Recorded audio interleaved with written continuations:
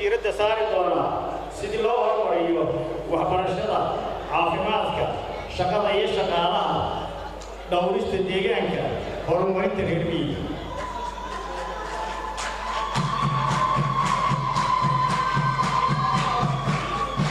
barnaamijka siyaasiga ee xisbiga waxaa ku xadhan xorriyadda saxaafadda iyo dhowrista xuquuqul insaanka.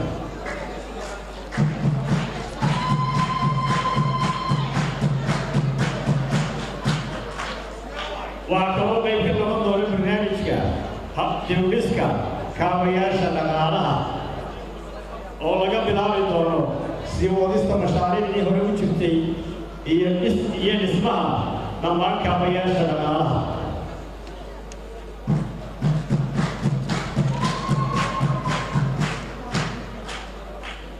waxaan hore u jirin waanu xoojin doonaa wada shaqaynta hay-adaha dawladda iyo kala xadaynta awoodaha sharci iyo isku xidhkooda. waxaa dib loo eegi doonaa dastuurka qaranka jamhuuriyadda Soomaaliland si uu ula qaado baahiyaha waddanka. dastuurka barnaamijka siyaasiga ahi wuxuu ku salaysan yahay saami qaybsi ku dhisan cadaalad ee nidaamka siyaasadda iyo khayraadka dabiiciga ah iyo isu soo jeedinta ururta shacbiga reer Soomaaliland.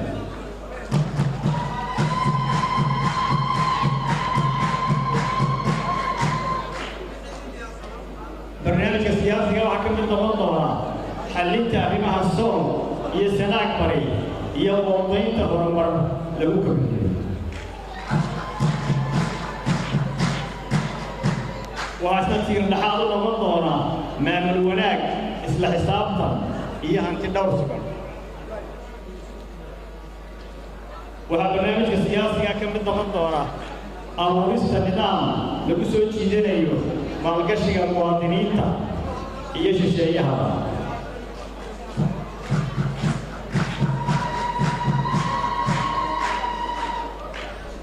waxaa ka mid noqon doona barnaamijka samaynta maamul daadejin si shacbigu talo ugu yeesho mustaqbalkiisa. abuurista qorshe lagu dejinayo ganacsatada bacdiyaalka ah ee u badan hooyooyinka iyo dhallinyarada.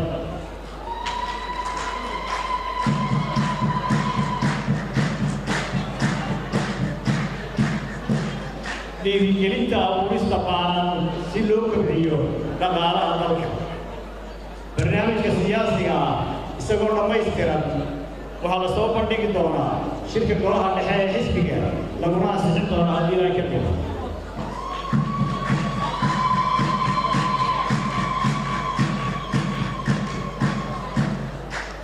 waxaa kale la ii soo bandhigi doonaa xilliga doorashada manifestada xisbiga oo ay ka muuqan doonaan waxyaabo badan oo aan halkan ku jiro.